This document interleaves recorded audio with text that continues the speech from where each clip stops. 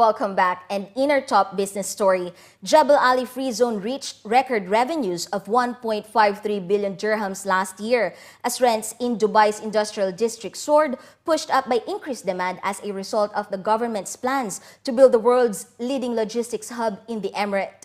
The Free Zone is an industrial area exempt from foreign ownership restrictions. It rents out warehouse space to companies and is located close to several of Dubai's zoned industrial and logistics areas and the Jebel Ali port. Jebel Ali Free Zone paid down a big chunk of its outstanding debts last year, while annual profits rose to 690 million dirhams from 252 million dirhams, according to a London Stock Exchange filing. Rents, which currently stand at about 36 dirhams per square foot for industrial space at Jebel Ali Free Zone, increased by 19% in the second half of 2013 and are trending up according to data from Knight Frank. Industrial, manufacturing, and logistics firms account for the highest number of rental inquiries for the Jebel Ali Free Zone site, followed by the food and beverage sector, according to the data. Profit increases were driven by a major fall in costs following the transfer of an integrated facility complex believed to be its conference center to its parent company. In exchange for this, Dubai World paid 1.1 billion dirhams towards reducing the Free Zone's debt pile, according to the filing.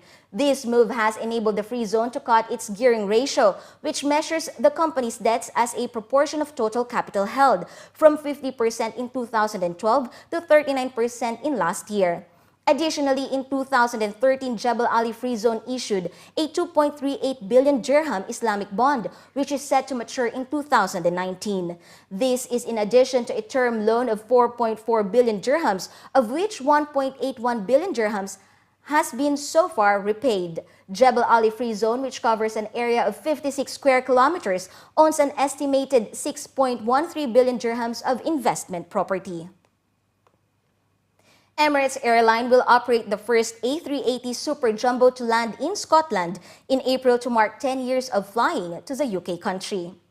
The Dubai-based carrier will fly a one-off A380 service from Glasgow Airport on April 10 to celebrate a decade of carrying Scotland's passengers. The occasion is set to be an equally huge milestone for Glasgow Airport as it becomes the first airport in Scotland to welcome an A380, the world's largest commercial aircraft. Since Emirates began operations at Glasgow Airport, it has carried 2.3 million passengers across its global network, which now covers 141 destinations.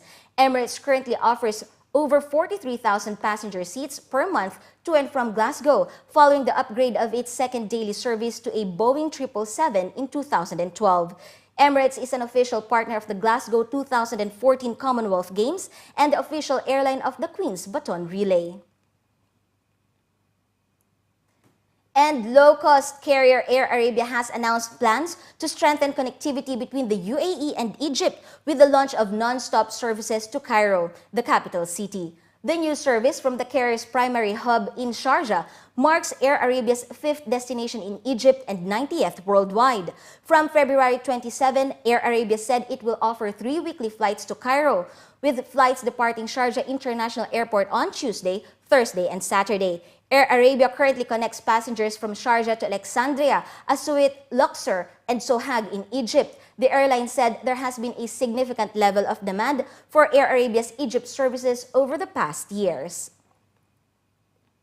The number of GCC tourists to the UK rose by 10% in the first 9 months of 2013 compared to the year earlier period, according to new figures from Visit Britain. As Visit Britain hosts its annual GCC travel trade mission in Saudi Arabia for the first time this week, figures also showed that their spending power increased by 11%. The level of growth resulted in visits and spends hitting new records for the January to September period, with just over £1 billion spent during 452,000 total visits from the 6 GCC countries: Saudi Arabia, United Arab Emirates, Oman, Bahrain, Kuwait, and Qatar. In December, it signed a 3-year, £2 million partnership with Etihad Airways to facilitate joint marketing activities and work together with the UK Embassy and British Council in Qatar to showcase the collaborative work of UK and Qatari fashion designers for the 2013 Qatar-UK Fashion Exchange.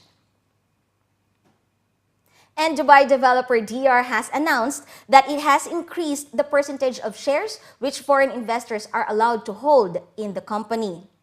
According to local reports, DR Development said its board of directors has recommended allocating 49% of its share capital to non-UAE nationals, including GCC and foreign investors, provided that the share of capital owned by foreigners should not exceed 25%. The move is part of a wider trend by companies in the UAE and Qatar to review their often low foreign ownership caps ahead of their admittance into the MSCI Emerging Markets Index in May. DR said in a statement that the share ownership recommendation will be subject to the approval of the company's shareholders at an extraordinary general meeting, the date to which still has to be confirmed.